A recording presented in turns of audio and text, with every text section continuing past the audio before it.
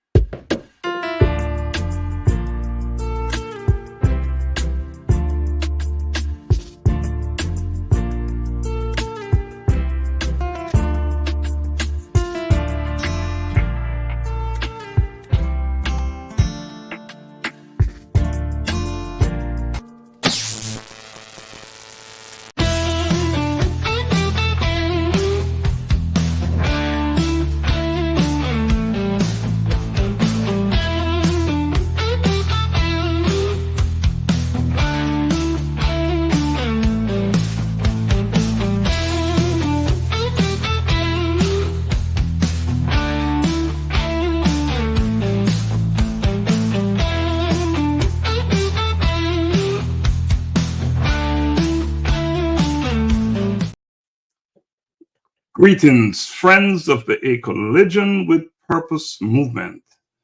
Welcome to Bridging Generations, Voices of Men in a Changing World. I am Dr. Laxley Stephenson. This groundbreaking podcast delves into the multifaceted experiences of men across different generations in an area where societal norms and expectations rapidly evolve. This show offers young and older men a unique platform to voice their challenges, triumphs, and perspectives. My name is Augusta Foster, one of your co-hosts, and in each of these episodes, we aim to foster understanding and bridge the gap between generations, exploring themes from masculinity and mental health to career dynamics and personal relationships.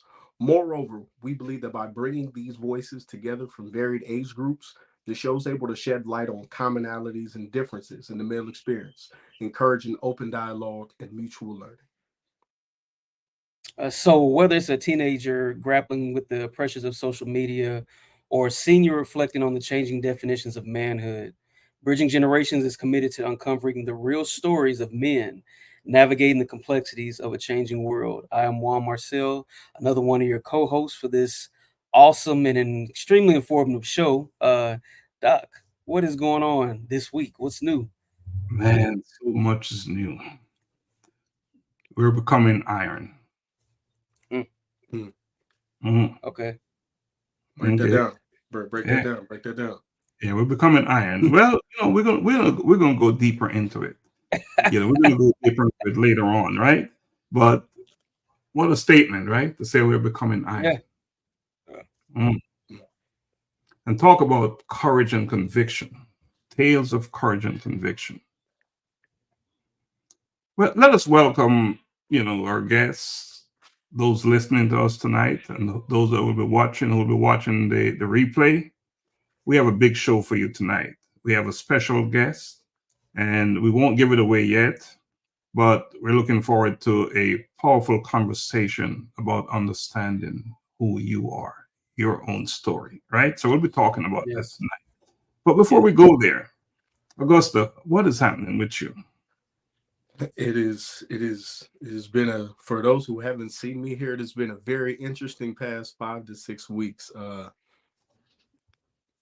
Fatherhood call. So for the past 6 weeks and currently right now is the last one. My youngest daughter has been engaged in swimming. So I have been in full on fatherhood mode the past 5 to 6 weeks, all the way poured into that, which is my primary passion and love. Had the chance to go into California and witness my oldest daughter graduated, promote out of junior high. She's now transitioning, becoming a high schooler. So yeah, I have been enjoying the full spectrum of watching a teenager progress to watching a 6-year-old learn the backstroke. So it is a lot going on in the world of fatherhood. Absolutely. So she's swimming the backstroke. She is backstroke freestyle. I've been very blessed with athletic children, baseball players, track players, and now we've got a swimmer. So I'm thankful. Superior genetics. Superior Can you genetics. can you swim? Very good. Very good swimmer. Yeah, I just mean, for, wanted. I mean, What listen. can you swim? Oh, yeah, absolutely. There we go. Yeah. See, I love swimming. I love water. See, I'm from Jamaica, right? Ocean all the way around yeah, me. And so many people I know can't swim. So it's not a really. given that because that you can swim. So I wanted to know a little bit about that. Can you swim, right? Because it's important. Juan, what's going on with you, man? Uh, or much like my co-host and brother Augusta, been in full effect when it comes to fatherhood. Of course, Savannah Elise is with me, and so she has been in camp, and she's interested. She's taken an interest in coding, and Mhm. computers and all of that. So this camp that she's at, she does the arts, do the STEAM, science, technology, engineering, arts, and mathematics. So we've been doing that, having conversations, interesting conversations, even about emotional intelligence, Mhm. and just the importance of reading. We talked about that. Mm, She was talking to me about how she realizes that the more she reads, her vocabulary expands. She understands more words. And this conversation actually started because the other night we were playing Scrabble. Mhm. Actually Scrabble Junior. So I'm like, oh, I'm about to like knock her off this board. And I got on this board and I was stuck. I was like, wait a minute. And she's creating words and we're talking through it. And then she says, she's like, see, Dad, I get it now why it matters to read and continue reading because you learn you have more words when you need them. So that's what these days have been looking like. It's interesting that we're talking about education, right? At a very young age, early age, and because our guest tonight is an educator, mm, so I'm sure he'll be, he's listening backstage, and this is a topic that I'm sure he's excited about, and we'll talk a little about education tonight, and especially at that early age. So something to look forward to in our conversation. Yeah. So Yeah. what else? We talk about commitment. We made a commitment that we'll come and we'll give a report each week. So let's go to Augusta about his commitment. still tied in with service. Because time has been so constrained with actually, fatherhood and, life and preparing for some other life milestones that are soon to come. I haven't been able to go and physically like do some of the volunteer work that I've liked to do. So the attempt has been actively be a blessing still, even if it's financially or small time, even if it's getting off of the freeway and seeing a family and not just dropping the money, but taking the time to say, hey, I actually have that 5 6 minutes. Let me run over here to sign us for food. Let me run over, drive, grab them some food, and I could just park and walk across and give it. So that the past 6 weeks, that's really what it's been. I haven't had as much time as I'd like to really dedicate to going out and serving, passing out shoes, feeding the homeless. So I'm just any little instance where I could step in, and it's something as minor as it being 98 plus degrees and giving somebody a Gatorade on the bus stop, because no one really thinks of those times Yeah. where it's that hot. And Atlanta has an absorbent amount of unsheltered people, and driving by, if it's something that doesn't make your brain run, if there's nothing in your heart that goes, I got to water in this car, there's much prayers to you. So that's really where my last 6 weeks has also been investing in with respect to service. I was having a conversation with my co-host on our other show, and while she was driving, I don't know, it came out. She said, "Oh, there's a homeless man." On the street. She was driving, and it really caught her attention. But of course, she's committed her life to supporting and providing service for individuals who are in not as good a situation as some of us. So yeah, it's interesting to hear you talk about that. The needs are so great. Yeah. Concern. Yes. Great. Yes. So keep on doing what you're doing. It's really hot out there, and that it is so hot is more reason why we need to become more vigilant about that type of work, and do it till we can't do it anymore. Then you hand it off. Get other people involved is the key. Absolutely. Doing it, Absolutely. Mm-hmm. So Juan, what's up with you, man? Talk to me about your commitment, because I know you got some stuff going on. Well, earlier when we started this conversation about commitments, one to myself with, still pushing myself to take, I guess I would say unusual opportunities I would probably usually either turn away or walk away from. So that was one. And two, just the continued work with mentorship and working with the young guys. And so with school ending at the end of May, the work we were doing with the academy came to an end just for the school year. We'll be picking it back up in August. However, a mentee of mine, he has a young men's group on Discord. And I ran into him at the gym the other day. It was about like last week, the week before last. And he grabbed my attention. He was like, "Hey, I've been meaning to invite you on. We just want your insight. I know what you provided to me and a couple of his other buddies. I talked to him often, and he was like, what you give us, can you jump on if you have the time and just chime in from, during the conversation." So I jumped on at night, and they meet twice a week. So I've been on for the past couple of weeks, just jumping on with them and talking with them, listening, just providing insight and perspective, and just listening as they just talk about what life looks like as a young Christian man, education, life purpose and all of that stuff. So just listening to them and just being a part of the conversation with these young men. So it's been pretty good. Awesome. I want to make an announcement for next week. Our topic will be fatherhood. We're talking about fatherhood for next week. So make a note of that. And we will invite not just one or two, but we'll have people drop in to talk about fatherhood. So it won't be a one particular guest. We'll get as many individuals to come on and just talk about that. Right? So I think that's a good segue into, well, first, let me say, for me, my commitment is to,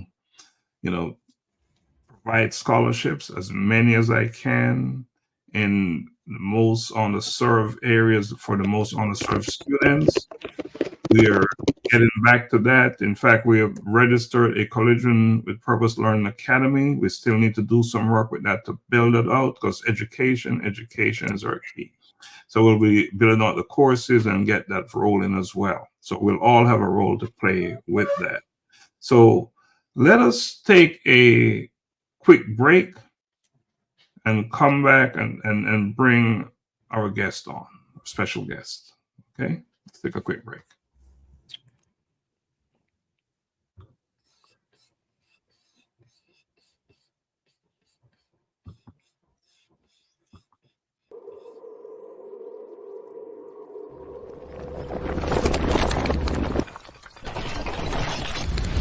Collision with Purpose, in pursuit of purpose.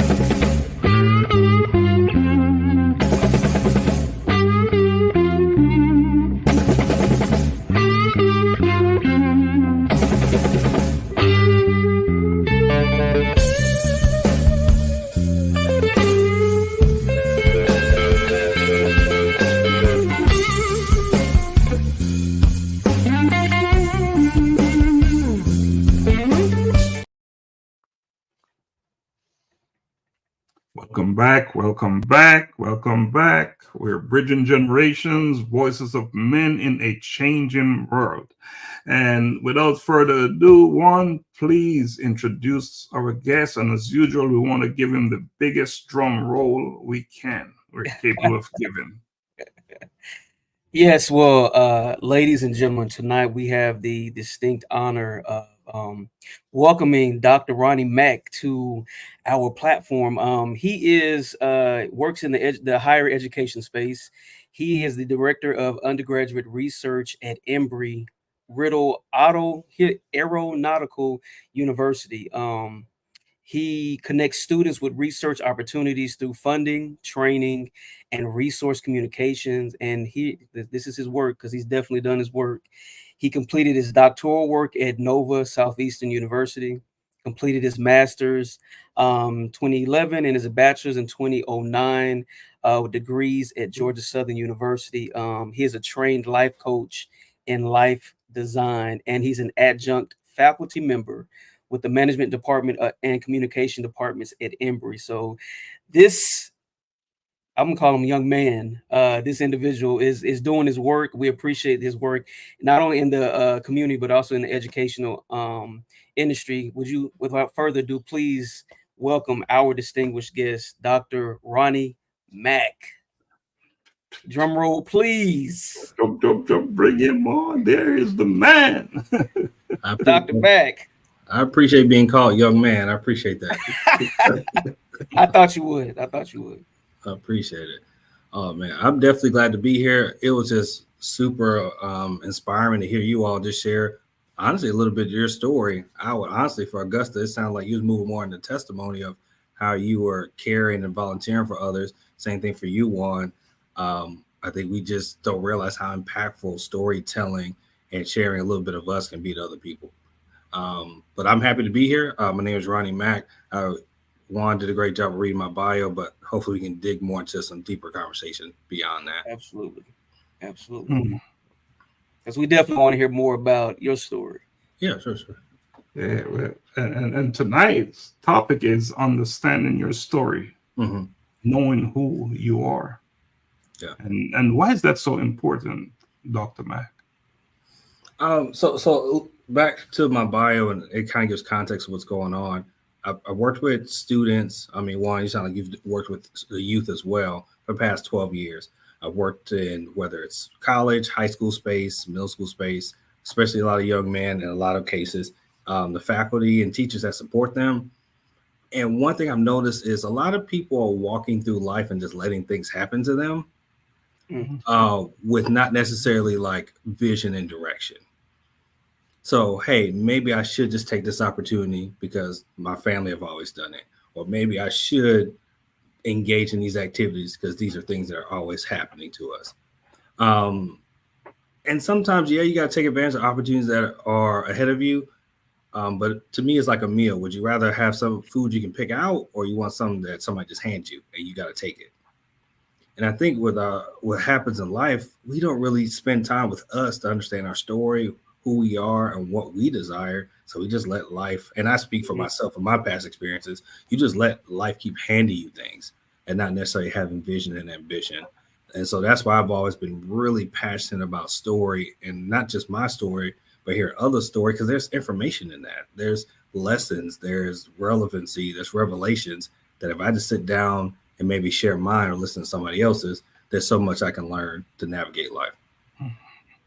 Very interesting that you're saying and the way you explain it, because we're talking about living in the shadows within, and our producer who's backstage is about to launch a project about shadows within and getting out of that place, becoming you. But you can't become you unless you understand who you are, right? Yeah, very true. You need to know a little bit of something about who you are, and tonight that's exactly what we're going to be talking about. But what really inspired you to pursue a career in higher education and research? I think it's a mix of taking advantage of good opportunities, and once again, just kind of having life happen to me. Sometimes it can be good, but I wish I would have had more of a vision. That's what I tell kids now, and kind of what you're inspiring too. What do you want? What do you desire? What do you bring to the world? So then you can kind of create this master plan. But for me, what brought me to education was happenstance. It's funny. I remember being in high school and just hating school. And I'm like, I'll never come back here. I did not like school, did not enjoy it. And now 12 years later, I work in education. But for me, so a little bit of my background, I went to Georgia Southern University.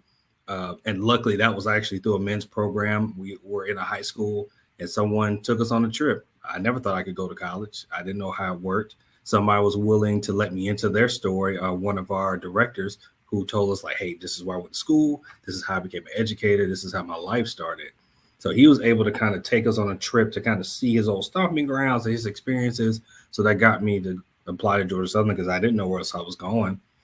And originally I was going to be a sports management major. I was going to work in sports. And my genius reason was watch ESPN. I'm like, if Stephen A. Smith can yell at people all day, I could work in sports. I could do that too. It can't be that hard. Of course, that is way more difficult than TV allows. So went through school, got to about to graduate my business degree and realized I don't really like this. That was kind of one of my first self-reflective moments of we're sitting in class and sometimes we see other people and we just feel like, okay, maybe something's wrong with me because I'm not fitting into the narrative, because I'm not excited about these topics. I'm not super engaged. Maybe something's wrong with me. But when I really reflected on what I like and what I enjoy, I'm like, I don't like this. Most of my inspirational experiences was being involved, similar to what Augusta was saying, volunteering, working in my residence hall, helping out my friends with projects, doing stuff in the community. And then one day someone stopped me. It was our dean of students at the time and mentioned, Ronnie, you could go to school to help and be an educator, or you could work in the college space. I was like, no, you don't. Nobody goes to school for that. But they did. So that's what introduced me to higher education, was him, once again, stopping, pausing, having a conversation with me. He could have just kept walking, but having a conversation with me is like, hey, Ronnie, this is how I got into education. This is how I started. You could also do the same thing. How important is that, right? Mm-hmm. Someone showed up in your life. Yeah. Point you. Something that you didn't even think about before. Mm-hmm. And here you are right now. What an impact he had in your life.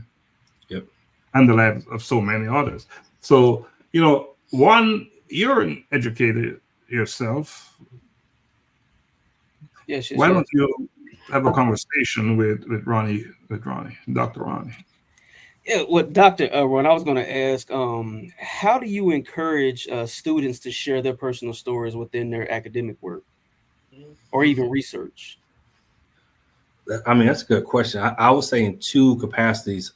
For in the classroom space, I try to beat them to vulnerability. So I'll try to tell my story first, whether it's like general interests, mistakes I've made, especially if I start class, like I give them kind of like my whole background story of where I was born, what I do now, what are kind of factors that influence me. And then I always just try to create space. Like if that's staying behind class for a couple more minutes, if that is inviting kids to office hours, hey, let's get coffee afterwards, just to create the space. So if you feel comfortable enough, I'm here for you to have that conversation. And I have this conversation with friends all the time. If you really look at your life every day, I think especially for men too, when you actually get listened to or get heard, most time people are telling you what to do or making a request of you, especially for y'all, if you're fathers or you're mentoring kids, things of that nature, and mothers too. But most of the time people are asking for you or giving directions. But how many times do people really sit down and listen to you? Yeah. Without a request, without needing something, but really give that space. So for me, if I can bless a student with 10 minutes of just uninterrupted listening, I could do that. And then after time, they start becoming more vulnerable and they start opening up their story that way. And then we'll have kind of conversations with the research side too, because it doesn't necessarily have to be all analytical. Your story, like you said, Juan, can be represented in research, whether that is I'm inspired to do engineering because I have a family member who's been impactful, or for my story, nobody who looked like me was an engineer. So now I want to go off and do these things too. Yeah. So that gives them a way to open that channel and communicate themselves, even in research. So would you say that there are benefits to integrating, I guess, your personal narrative into your research? Yeah, I would say so. There's conversations. I've done a training with, so I'm a part of this association here. It's called like Florida Undergraduate Research Association, where we're creating events for future researchers within our colleges. And we did a conversation around advocacy and self-branding. And a part of that is telling your story through. So not only telling a story through research, but sometimes telling your story. Especially if you're trying to advocate to politicians, fundraisers, things of that nature. They don't care about the minute details of what part that you put on this plane to make it go. They want to know the who, what, where, like who, why is this important? Who does it affect? How much it will cost me? Does it touch my constituents? Do they care at all? And like, is there a feel good story at the end? So, but if you can master storytelling, or you can master putting your story into it, that helps people reflect. I mean, for folks who are Bible readers, what did Jesus talk about? He talked in parables. He talked in stories. Yep. And that's how people connected to that. He talked in relevant stories. Because I see you bopping your head. I know you have questions getting ready to flow out. I like the way he presented it specifically. I know corporate wise they would refer to it as even like an elevator pitch. Yeah, definitely. But I like the tailoring conversations towards, like the expression of one's own journey. So what is it, because you used a word that I love, which is vulnerability, because I tell people I don't at times, not that I don't like the word honesty, but honesty is, me telling you something that you could find out. Vulnerability is me telling you something you'd never know if I didn't remove the veil. How do you develop that relationship to where, you being able to be with those students, having those conversations, and even in your own life, what was it, or what did it take for you to build that level of confidence and relationship with people to get them to open up, to have that vulnerability, even tell their story? I think for me, you got to practice it in your own life. And I always haven't practiced it well, but it came to points and times where I saw two things. A, my life was so messed up and broken. Like I need some help. Like I got to a point where you're going to need some help. And the second part was I saw how storytelling examples help people feel more cared for, made what I was saying more relevant to them, and kind of more on time. So I would say from the first part, having a good relationship with my pastor, who's more of like a father figure and a mentor to me, right after like a divorce, that helped me. And I could have been kind of like most people, kind of who clammed up or just not express myself. But it had to come to a point where like, I don't know what to do with these feelings. I don't know what to do. Like there's a lot of stuff I did wrong. I don't know how to process this. And honestly, him telling me his story of like, hey, I'm a man in the pulpit. I help people every day, but I would literally have been where you were at before. And this is what happened. Step A, step B, step C. And especially for him, and I'm glad Dr. Stephenson is doing this, you need these stories from multiple generations.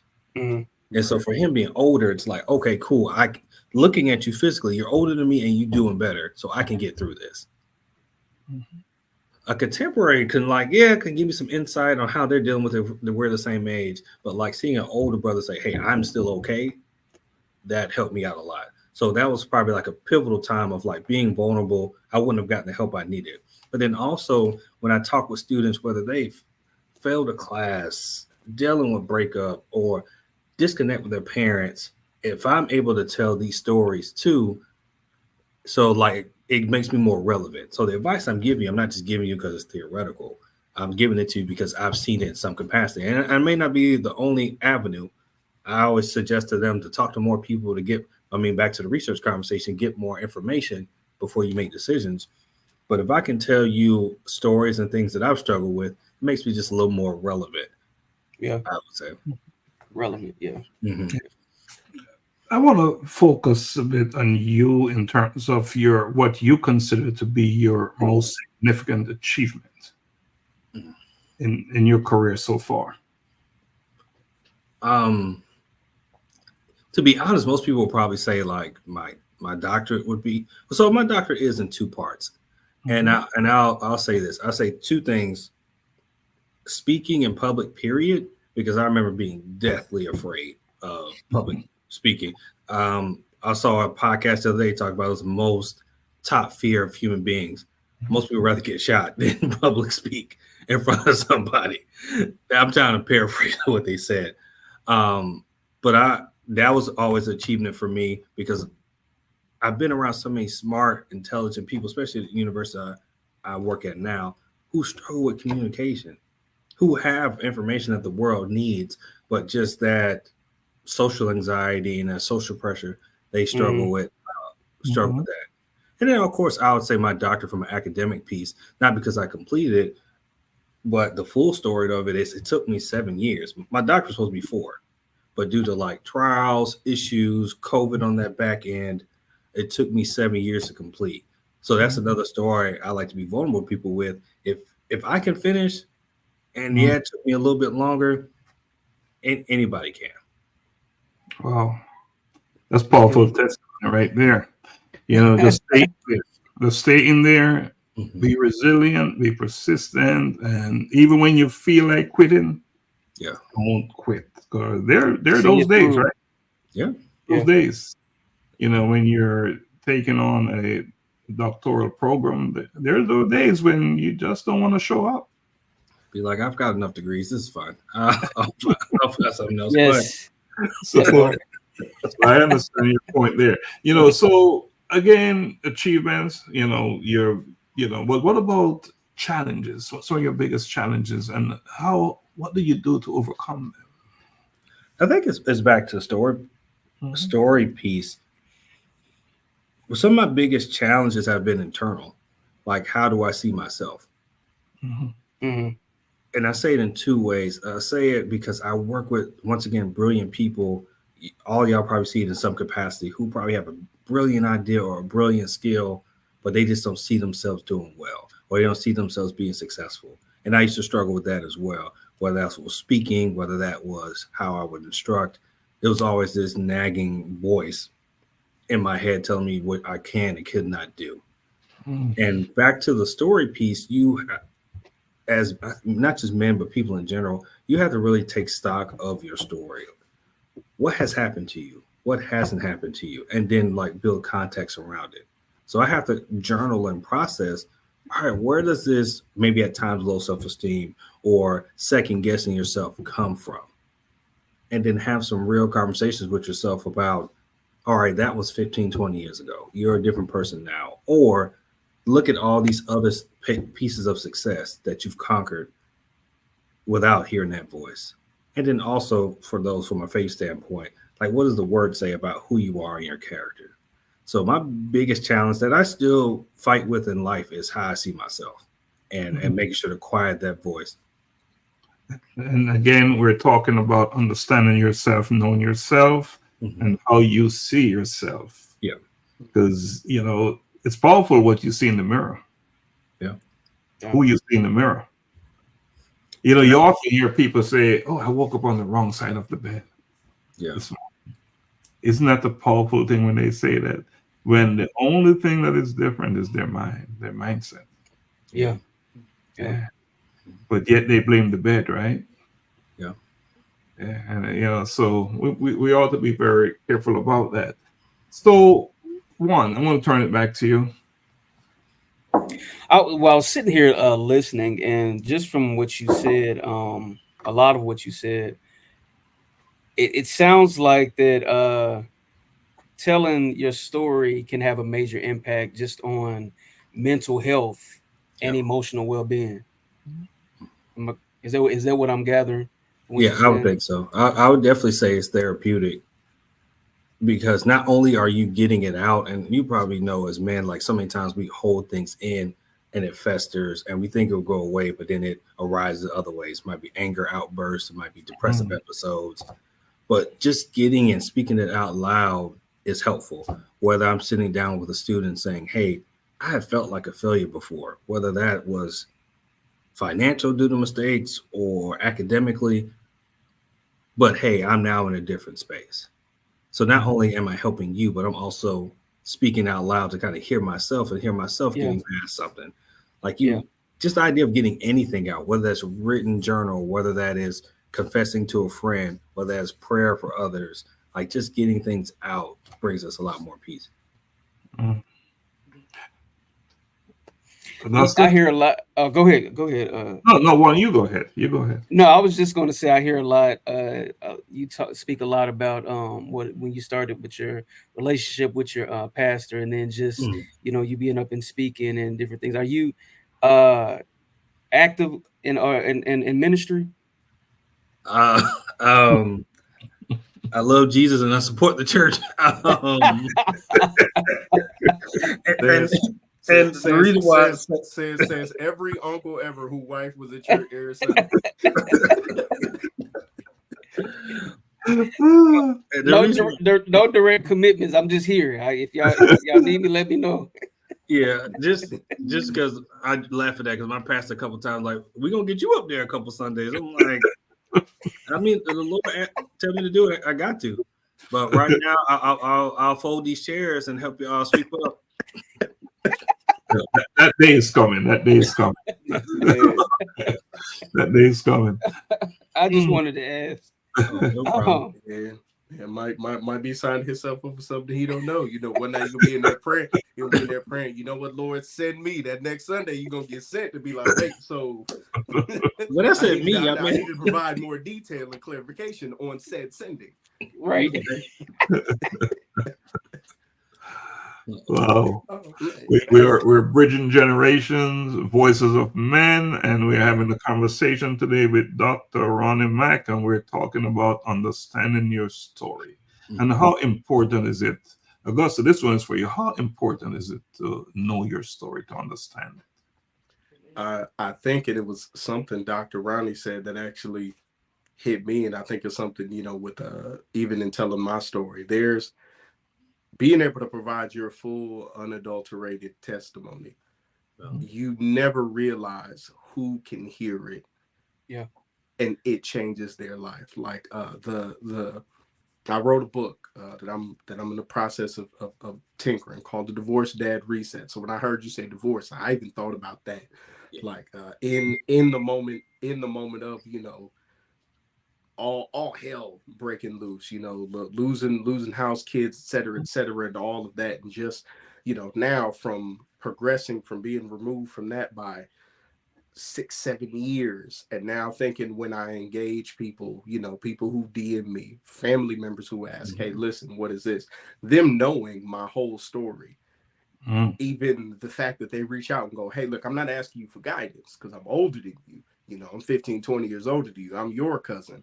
But, what would you do in this case? What is that? And I think that's the benefit of being honest and telling and allowing people into your full testimony, because you never know the words that you speak, what ears they'll fall on and what effect it'll have. Because you could have that minor conversation, like he said, that administrator from the institution taking time out to go, you know what, let me holler at Ronnie real quick. Yeah. And it altering his entire life. Him never having an idea of, well, maybe this might be my career trajectory going into working education. But that one conversation made him go, man, I didn't even really think of it that way. So I would say it's very valuable to understand and being honest with who you are and your life experiences and that testimony, because you never know the ears that are going to hear that conversation. You never know how those words are going to fall on a person, because it may literally change someone's entire life. And I want to tag on that too. I think a lot of times you need in-person human testimony so you can see the emotions, know the person. Like we have social media that can give me a perspective of the story. What's the difference between I can call Augusta a couple times to so tell me this again and what happened to you or what didn't happen to you, or Augusta can talk back to me and be there for me. So I could look at how to survive divorce as a dad a video 1,000 times versus Augusta, somebody I can really make contact with. And I'll say for my story, I wish I would have asked more questions of other people's story, whether that was happy marriages, divorced marriages. Like now I'm in a space where me and their mom, great space. We talk about that all the time of like great co-parents. We should probably share this, how we function a lot well. But I wish I would have asked questions. Brother, what does co-parenting look like for you? What does being divorced like for you? What does being happy for 30, 50 years look like? and that would have helped me make more critical and intentional decisions. There's power in conversations, right? Mm-hmm. When we're having a conversation, as we are having right now. Mm-hmm. So I think this is a good time to take a break, but we'll take a break on stage. We're going to stay on stage, and we're going to play a video, and it's about becoming iron, and then we'll have a conversation around the video. So let's play the video, Becoming Iron. In a forge of life where strong survive, a tale is written of hearts that strive. Through fire and flame they find their way, becoming iron where courage holds sway. Becoming iron with hearts forged in fire, tales of courage and conviction rising even higher, displaying strength in the fiercest fight. Becoming iron, shining in the night. The brave man faces the darkest night. The empowerment fights with all his might. The resilient man stands unwavering and strong. The inspired man knows where he belongs. Together they rise, conquering fears, becoming iron through trials and tears. Becoming iron with hearts forged in fire, tales of courage and conviction rising even higher, displaying strength in the fiercest fight. Becoming iron, shining in the night.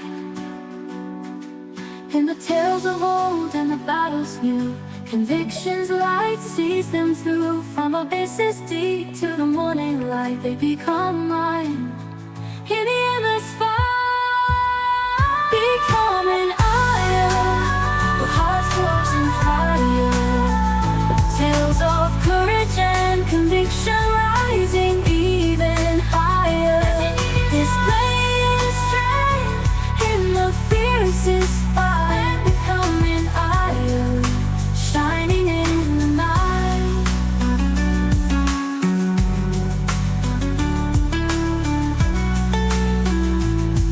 In the tales of old and the battles new, conviction's light sees them through. From abysses deep to the morning light, they become mine. In the endless fight, becoming iron with hearts forged in fire, tales of courage and conviction rising even higher, displaying strength in the fiercest fight. Man becoming iron, shining in the night. All right. Dr. Mack, Juan, Augusta, I think they're talking about you, becoming iron. Yes, I think so. We'll have a conversation around becoming iron. All right. And what are you hearing when you hear this song, Becoming Iron? You know, the process for iron to form into something is you got to burn. You go through life and with all the struggles and challenges that you face. And if you have the courage and conviction, then you can rise like Dr. Mack did, like you, Augusta, and you, Juan. So let's talk a little bit about that. And they describe 4 different kinds of, men in there. There was a brave man. There is the inspired man. There is the resilient man. And what was the other one? The empowered man. Empowered man. So let's start with our guests, right? What kind of man do you, of all of the 4 categories, do you identify with the most? Dr. Mack? I think for me, it's inspiring. One of my passions is always helping people see what's in them and helping them make it bigger, helping them achieve things they haven't thought about. A lot of times we'll sit around and have $1 million ideas and shoot them away. But sometimes you need to cultivate and think on those and study those and process those. You might be on to something. So, and that's what I needed in certain times and struggles in life. I needed somebody to inspire me, to tell me I could do something, that I can excel no matter the circumstances, and even point in that direction. So I would say inspiring man is one I like to connect with. One you connect with the most. Yeah. Because I'm sure there are others. There's some Oh yeah, bro. level of connection as well. Augusta, what about you? Which one do you connect with, align with the most? When it comes down to aligning with number 26, sorry, chemistry nerd, he gets the joke. I would say the resilient man. Specifically growing up and always tell the story about growing up where I grew up and things like that. But my favorite story to tell is a story that my 14-year-old daughter, this is the first year she hasn't yet because she hasn't bothered me about it. But I have a picture. The long story short is I have a picture of myself and 4 of my closest friends from elementary school, and 2 of them are incarcerated for prison for crimes. One is in and out, and the other is who knows. And then there's me, a guy who we all had mirrored lives, and there wasn't a lot different from them, but they ended up where they did, and I've been blessed to go in the opposite direction. So I look at all of the decisions I made for me, even when they were absolutely poor, and I look at the grace of God over my life and areas where it could have went way worse. And from that, people around me seeing my ability to never really just be down, to always find a way to get back up. And that's been, I would say that is the one that I most identify with. The resilient man stands unwavering and strong. No matter what is going on, no matter the challenges, you're going to stand in there and do the fight. And I should say that the inspired man knows where he belongs. And that's you. And that's why it's so important to understand your story. And Juan, what about you? Which one do you identify with the most? Interestingly, it would be resilient. It's interesting that Augusta said that, but I was reading something about what makes iron strong, and it's adding the component of carbon, and carbon's impurities is what's added that makes it hard and strong, and that stood out to me, like the impurities of it is what keeps it from splitting and coming apart, and I thought, wow, all of the things that I've experienced, seen, and gone through, and oftentimes when I was younger, I would try to separate what I felt was the good side of myself from the bad side, and I had to mature and learn that all of me is what's necessary and what's needed, right? And there's no separation. So even the good and the bad, flaws and alls, is what makes me, like we talk about iron, hard and strong, being able to withstand, and take a blow and still be standing and keep going, and even get up when I fall down. So I would definitely say I feel like the resilient man is what most aligned. Yeah. And Augusta, you and Juan, you say you're resilient. How do you maintain that resilience when you're in this battle, on the battlefield? I would, for me personally, I could say, having that strong faith and belief that the very next day, like I said, I have been in plenty of situations in my life that I elected to put myself in, and really, quite honestly, instances where I should not be sitting here today, not even in a prison, but just gone in a grave due to electing to who I've been around and people. And that resiliency has come from really the grace of God, because there was no other explanation. So I wake up every day looking at every situation. I say trial and tribulation because nobody ever is just having a trial. Nobody's ever just tribulating. The two go hand in hand. But I look at all of the issues that I face every day, and I say, man, I serve a pretty big God. These issues are small, and I just keep pushing. Like I don't really worry about it, and I haven't, because I realize there's so much more of the world to see. My children are healthy. My parents are great. All of these other things. Yeah. I'm like, why would I have the resilience to say, like, man, I'm actually really blessed despite what it looks like. Yeah. So that's every day I wake up with that mindset of, regardless of what it looks like to me, I know, man, I'm far more blessed than I am anything else. Juan? I would, of course, definitely say faith, but I know a major component that is instrumental to me making it and being able to move forward is my support system. I know for sure that I would not be standing. I can be honest about it, and be in my right mind. If it wasn't for the positivity and the constant encouragement from, my siblings, my parents, family, extended family, even friends. There are times when things are going on and I haven't muttered a word. And those who know me well or just connected, they'll text and say, "Hey man, you was on my heart.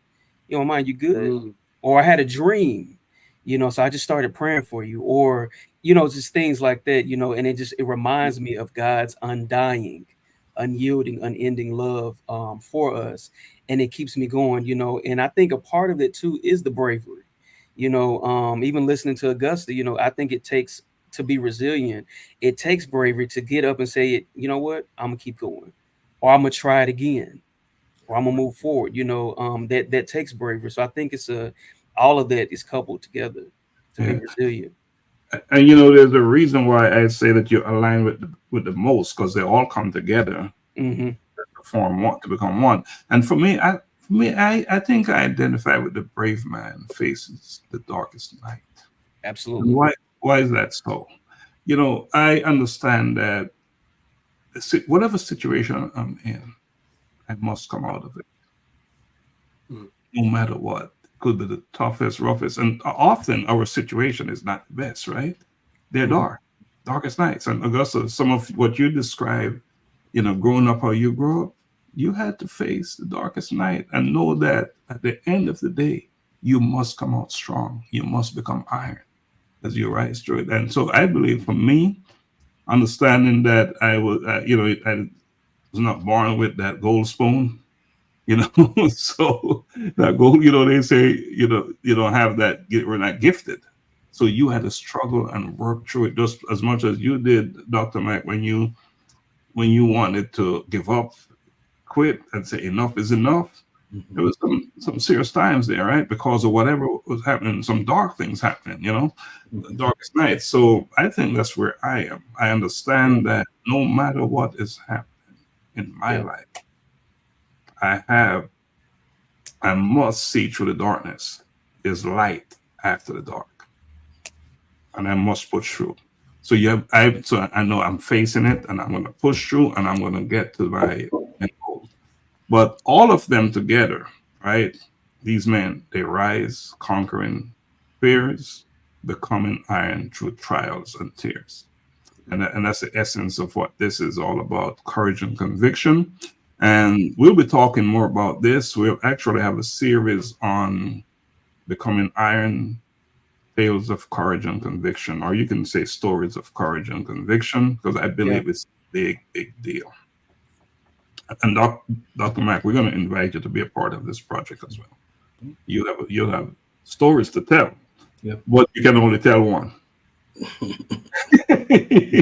You can't tell it all. There's one tale of courage and conviction. So let's take a quick break off screen. Let's take a quick break, and then we'll come back. We'll continue the conversation about knowing yourself, understanding your story. So let's take a quick break and come back.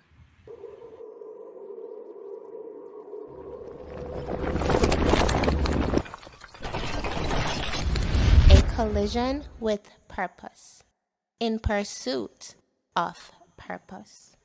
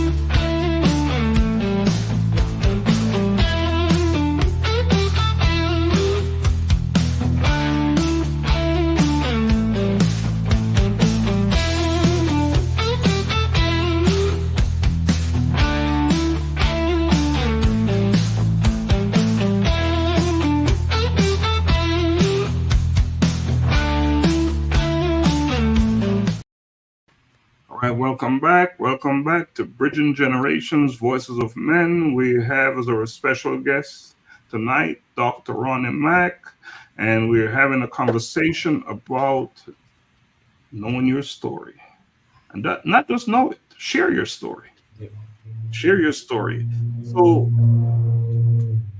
that's some feedback there. So, Dr. Mack, you are a life coach in life design. What does that mean?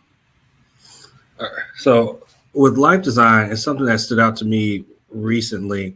So life design was created by two guys, Dave Evans and Bill Burnett. They were two Stanford engineers. So for me, it stood out to me. Engineers talking about life was, I never thought you put those kind of two things together. And they use design thinking. So what they would use for projects, how do you ideate, how do you prototype, how you test things out in small cases before you take it to like a large space. And one of the authors talked about most of this conversation with students in office hours was about things in life. What career should I take? What should I do next? Where should I move?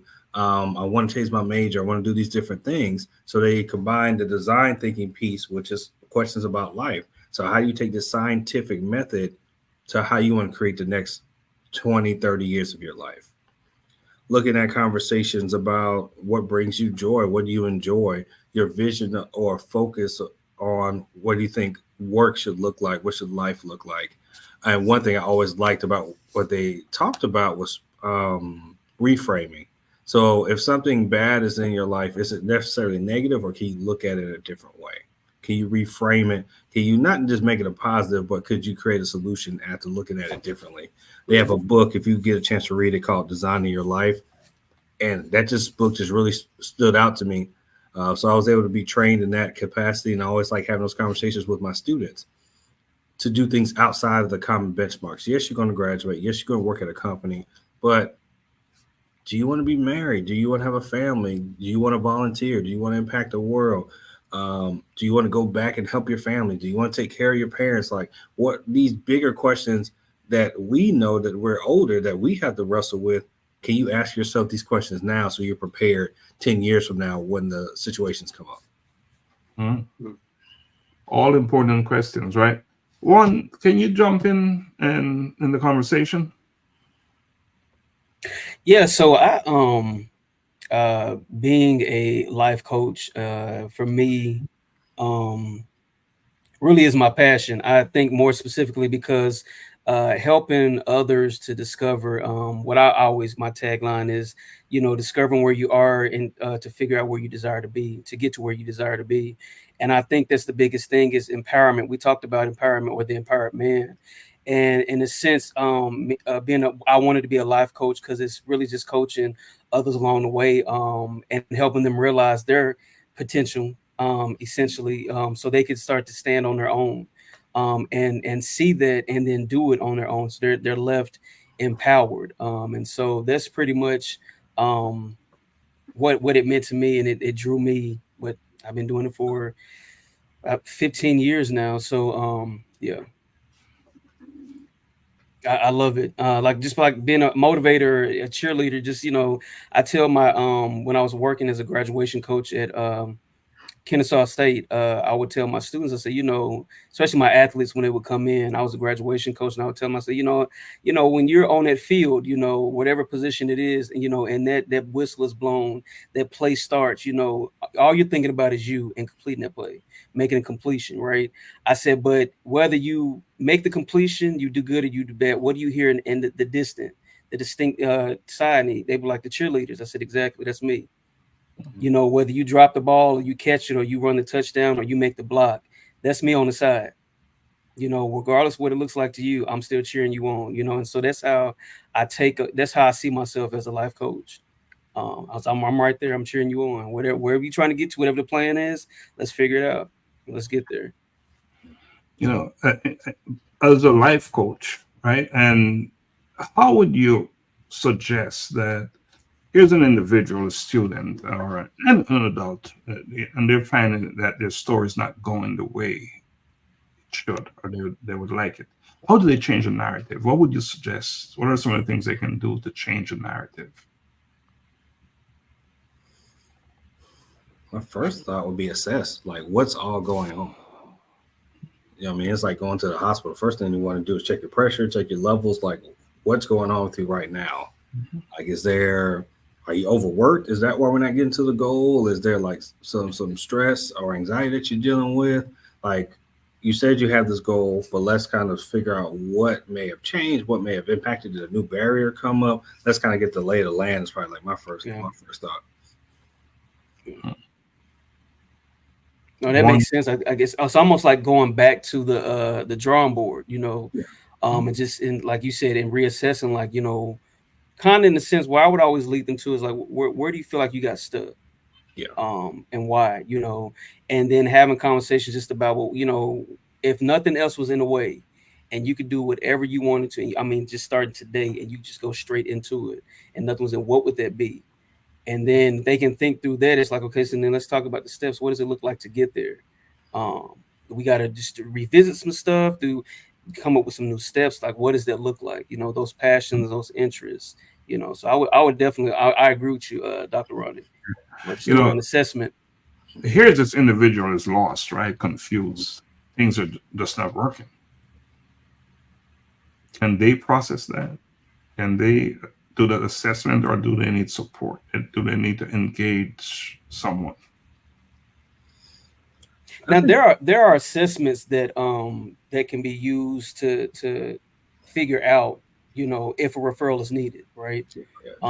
What services are needed. If the services are beyond what we're able to offer or what I'm able to offer, then definitely a referral will be made. You know, Augusta, you're a good example of this because you changed your narrative. How did you change it? I changed my narrative with the thing my grandfather used to talk about, want to. He used to. I got in a lot of fights growing up, and he would tell us when we were really small, even when we were 4 and 5. You know, you know who wins the fight. It's not who bigger or stronger. It's who want to. You know, he was from backwoods Georgia, so you know that was his mindset. He just, you know, it comes down to want to. So for me, I started seeing, you know, dudes go to juvie, started seeing dudes go to jail, kept classes, grades dropping. I saw opportunities diminish, and I saw lives lost. And I said, all right, it comes down to it. My junior year of high school, with no football practice, I was from a different city from the school that my mother basically, dropped us off at. And the gang affiliations were clear because, you know, it's just California. And I remember fighting at practice 2 or 3 times, and a coach coming in and separating and saying, listen, you got to decide what you want to be. You want to be a student athlete, you want to go and progress in life, or, you know, y'all gonna keep doing this gang stuff and, you know, end up in prison. And that was the moment for me where I was like, yeah, I really don't want to be out here scrapping every day, like fighting on the train, fighting on this bus. I'm like, man, I'm taking 3 buses to get home. I'm fighting 4 or 5 different gangs on my way home. I was like, this really isn't the life. So it was want to. I wanted to not be a product of my environment. I wanted to be a husband, wanted to be a father, wanted to one day be a homeowner. It was want to. It was enough self-reflection of being like in LA, the way they'll explain it is you know, you don't got to come off the porch, you ain't got to come outside, you know, things like that. You could be out of the way. And I realized I really have an option to be out of the way. I don't have to do this. And in that moment, I just wanted more for myself than a lot of my partners around me. So for me, that was the change, the want to. Because if you don't want to, ladies, if you're listening to this, great advice for you. You're not gonna change that man. You're not gonna change that man. Any person who changes is because they want to. Absolutely, because they want to. You know, as I listened to you talk about it, I recall in the A Collision with Purpose, in Pursuit of Purpose, you made a statement that they made you into a cop? Yeah. Going you were a cop? Yeah. What does this world come into? Yeah, pulling in the barbershops in my old neighborhood. I'm like, they let you be the feds? Oh, wow, this is amazing. There's was like, they just hiring everybody now. I was like, okay. And that's a big deal, right? Because something happened, something switched. You became a different person. Oh yeah. Yeah. Right? That happened. And I thought, because sometimes it is a significant emotional experience you go through, right? That affect change in you, and it's immediate. You just know you have to change. And sometimes, no matter what is happening, what is going on, you just can't make that move, that push. Yeah. It's so challenging and difficult. And again, it's about becoming iron. We talk about that brave man who is going to push through the darkest night, no matter what. They just know this is not my story. This is maybe the beginning. I may be caught up in it right now, but it's not where I'm ending. This is not the end, right? It's not the end. And I think it's important that we all understand that where I am today is just part of the journey. I won't be here tomorrow. Right? And once we recognize that and understand, we can deal with anything, even the darkest nights, right? Because we know it's temporary. So again, a little bit from Tales of Courage and Conviction. And this is a good place we're having that because we're talking about our stories. So, Augusta, do you have any questions, anything else you would like to ask Dr. Mack? I would like to go more detail specifically in your current role, because where I work, I work with a number of people who they're paying y'all student loan debts. So I'll tell them that I met somebody who they're doing great.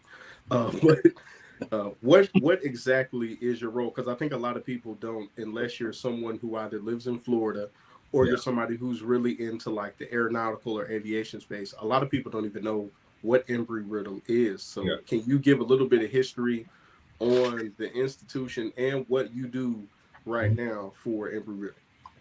So I'll definitely start with this. Like, I work at Aeronautical University, so they focus on flight.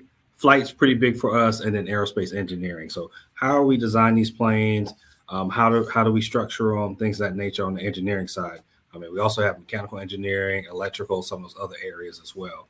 And then on the flight side, of course, those are pilots. One thing I love working here, and I will say to the folks on here, especially for those from underserved or like communities, y'all can be in these spaces too. There is opportunity in these areas, aerospace, engineering, overall, and then you have the whole space side of industry too. Somebody got to make the shuttle, somebody got to fly the shuttle, somebody got to do the coordination piece. NASA even has like educational outreach. Somebody has to teach kids about space. And when I walk across some places or in that community, it's not a lot of us. There is a lot of opportunity here. So that's what we really help with students, is those who might have an interest in space from an engineering side. We also have business program too, because somebody has to manage airports. I mean, y'all in Atlanta, I'm originally from Atlanta. Somebody got to coordinate Hartsfield and make sure the planes actually come on time. When they late still, but either way, like, so like that's the whole aviation management side, buying, selling planes. How do we create the routes to make sure that we can get you to Charlotte, but also get a plane back here to fly somebody to LA? So that's a whole side of that. And then we have an arts and science department. That's a mix of chemistry, math, astronomy, something called human factors, especially for a lot of those who have an interest in psychology. Look into human factors. Human factors is, how do I use or understand human beings and design specific things for them to make sure that they work effectively. There's a reason why the inside of your car is designed a certain way. I mean, there's a reason why the radio is not behind the seat, it's in front of you. But somebody had to study that to be like, all right, let's study 1,000 humans. Where should we place this radio for its optimal use? And because I say that because I used to work at Bethune prior to this, I had a lot of my students go into psychology. There's opportunities outside of just, if you want to counsel, continue to do that. But there's a lot of opportunities there. And then back to my job, I support students who do research in some capacity. If I can pay for it to help them. And research can be anything. It could be putting on a lab coat and work with test tube beakers. It could be doing a research study on, or it could be doing a market analysis if I'm in business. Let me see what my top 10 competitors are doing. That's still research.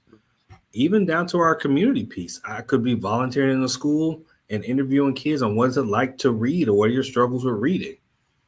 Look at 100 kids and we now know their problems, then we can create a curriculum to fix it. I mean, research is back to storytelling. It's asking a bunch of questions, then taking data, then recommunicating that to people so they know the full story.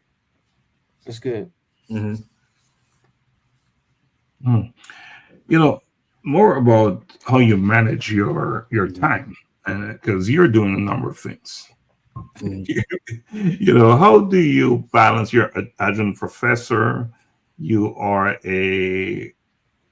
do different things. How do you manage the different roles, and how do you know when to apply each one as a priority over the other?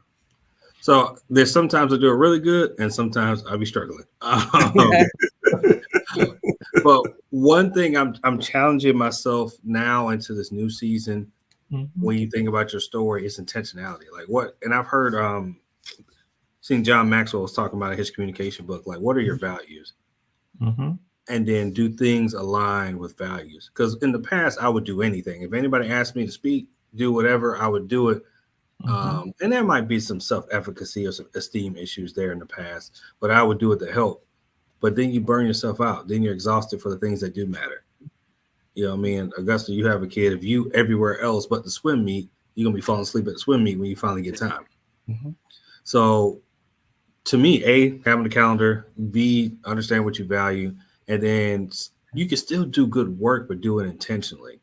So like Juan, you're a coach, and it sounds like you inspire kids too. You probably coaching the kids that you mentor.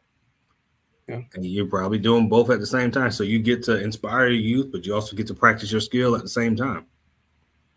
So like just building that intention, because you can do things that have multiple purposes and still benefit you. You know, when there is connectivity, things that you're doing makes it a little bit easier, because one act, one behavior can really trigger multiple effects in the different things you're doing. So with all these different competing interests that you have in Augusta and One, how to manage it is so important. Manage them is so important, and know when to prioritize. So, you know, if you're watching our program, listening to us, I think that's something we all need to pay a bit of attention to, because all important things are not important all the time. You know, that's something we need to all be mindful of, because us busy people trying to get it all done, do it all, it's not always possible, right? Okay. Juan? Oh no, I agree. I definitely agree. This, you know, this one of the workshops that I did often with my college students was time management. And I had to even look at my own time management, because, you know, like Dr. Ronnie said, you know, just even at the, you know, the university level, it was a lot, you know, and then there's, you know, data runs, especially in education and anything rather, but especially education. Data is important. So these workshops, all these things, it became a lot. So the very thing that I was learning and putting together and having to, you know, train and coach, so I'm like, I'm having to apply the same stuff to myself first, because time management is a key piece. Yeah, I remember when I was in school. I'm still in school, right? And it's life, right? And they said, you better manage yourself around the time you have, because you cannot manage time. Manage yourself around the time you have, and you will be more effective, right? How do you apply yourself with what you have? Because time is that resource that, you know what that is, right? 24 hours in a day. How do you apply you, right? Yeah. So very important. Augusta? Oh yeah, there's time management is key. Like you said, you know, there's specifically you're somebody, you know, with children. I've learned over the years, you know, you just have to designate time, and you have to decide, all right, and prioritize. And every day when I go into work, you know, Microsoft Teams, it'll have a little red bubble when you're busy. My red bubble is all but about an hour and a half a day. You know, I take about 30 minutes to go outside and walk, and, you know, I listen to my little worship music and zone out. Then I take an hour to just be away from coworkers because I was like, I need to decompress. But other than that, like that bubble is busy because I'm like, if I don't put this on the calendar, if I don't do this, like I could easily lose focus. Then all right, let me pivot to this. No, this time is designated for this. And I'd say that's specifically of high importance, if you're a father, if you're a husband, a spouse, like that, like you've got to make sure you manage it correctly, because you don't get it. The only thing you get more of is tomorrow. So you never get another today. Yep. And the opportunities are different opportunities tomorrow. That same opportunity. So we must be mindful of that. Dr. Mack, you're an advisor and you advise students all the time. What's the one thing you can say to, let's say one is, and he's already in the education business, right? But he's looking to take it to another level, to step it up. What would you suggest? It depends on what his goal is. My conversation with students all the time is like, what's the future goal you're trying to do, and can you reverse engineer it? Because a lot of times we want, let's say step A, let's say I just want to graduate. Yes, we can definitely coach that. But why do we want to graduate, and what career and position will that get us to? And then let's also think about what lifestyle will that career create for us. So if you know what this bigger vision and strategy is, then you can reverse engineer back. And then it also makes everything relevant too. So if I got to go to study hall, it's relevant because I need to pass the classes to graduate, to go work at this company, to go create the life that I desire. So it makes everything make sense. Because I know I was the type of learner where I didn't have a goal. I didn't have a vision out. Like I was saying earlier, I was just doing things that came to me. And then you're just like, what's the purpose of this stuff? And it's easy to forget your why and then be unmotivated. But if I know, if I can put these extra hours in the library, I can get the grade I need, I can save some money by not having to take out loans and take another semester. I can go graduate. My mama can see me walk. I can get the career, and I can be a blessing to my community once I make these achievements. Then the bigger picture makes the small things important. So, yeah, that's awesome. Intentionality is very important, as we know, right? And yeah, just being intentional. Yeah. Augusta, I see you like you're. Yeah, it's words I like, like time management, intentional. Specifically, I always speak from a fatherhood perspective. And those are just things that, hey man, time, intentionality.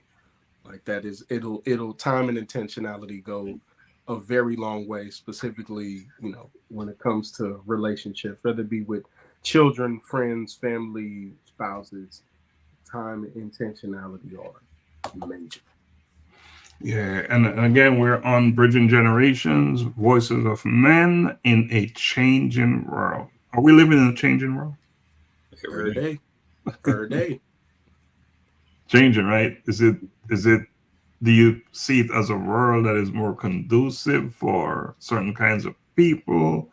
For what kind of world are we heading into?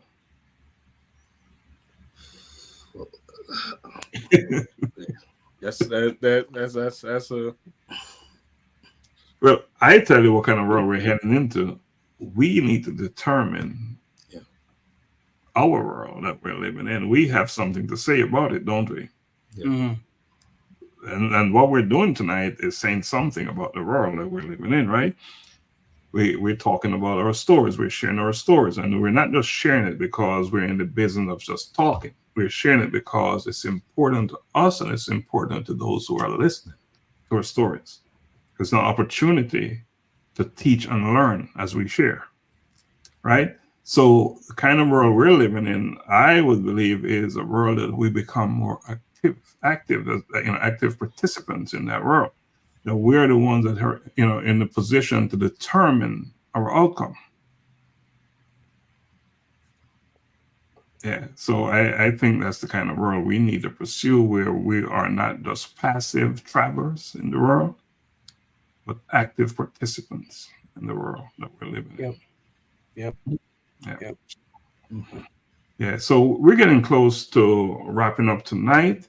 And as we always do, we're going to go around the room. But before we do that, I want to ask Dr. Mack, is there anything else you would like to add that that you haven't talked about yet?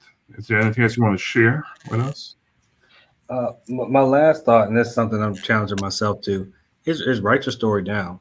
Write the past, even the good and the bad, the things that may have happened to you that influenced you. Like you wonder why you got an anger problem. What was some of those precursors that got to that? Or if you're inspired to educate and help people, there's probably a family member that did that.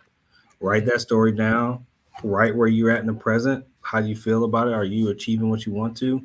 And then also look at the future, the desired future. What do you want to look like? What do you want people to say? What achievements? If God closed the book tomorrow, like what was all the things that you've done, and then also did it align with what He created you for, and there's something just to continue to review, like past, present, and future, because you're writing your story every day. It's up to you, kind of what you're saying, Dr. Stevens. Like it's up to you what entries go in there. So, but first assess where you've been at, and then write that down and share it with whoever needs it.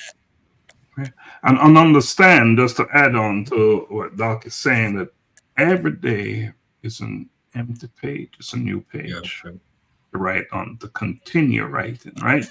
So understand that yesterday is yesterday, very important, because you must learn from your past experiences as well, but today is a new beginning. Yeah. Empty page to write. Start writing. So writing down your story is important. It's important. It's important. Juan, let's go around the room. Final thoughts? Yeah, well, I first want to just thank our guest. Thank you, Dr. Ronnie, for joining us tonight. It's been a great conversation. Definitely commend you, admire you, appreciate you. To our audience, we've been talking about, you keep hearing, just understanding your story, knowing your story, telling your story, and now finishing up with Dr. Ronnie saying, write your story. I do want to say this and add this piece, that you are a living letter.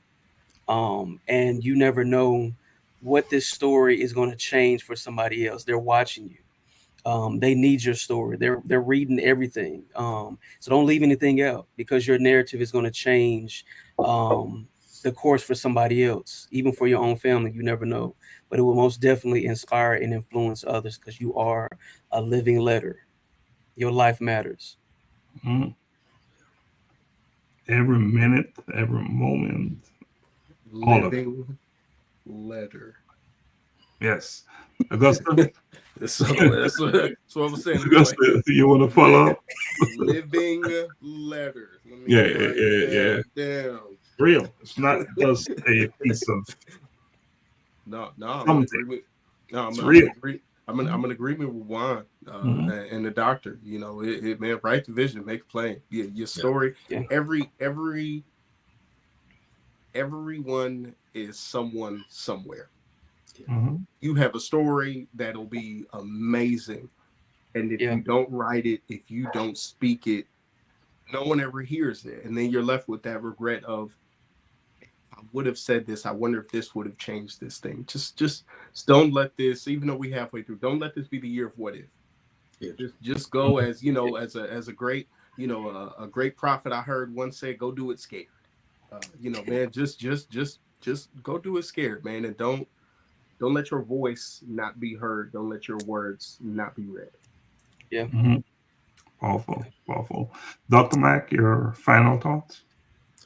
I just appreciate the opportunity. I appreciate you creating and being brave, back to your other word, of creating a space for men, because we need more space to connect, to exchange those stories, help people realize like you're not alone. There's some commonalities between us all, and we can walk this path out together. So I thank you for being brave to create this space.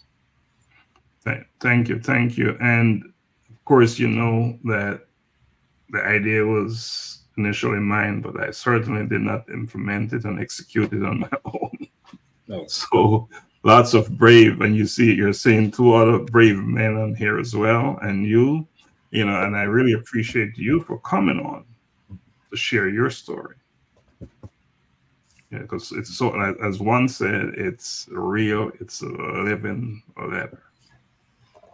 It's not something that is dormant and stuck. It's real, right? So, gentlemen, I'm pleased and I honored to say that tonight I'm in the company of the brave man, the empowered man, the resilient man, and the inspired man. And together we shall all rise, conquer our fears, and become iron through whatever trials and tears.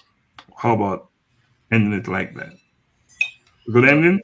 So I'm going to take us out with our good song here that we played, and then I'm going to ask that we come backstage for a minute after, okay?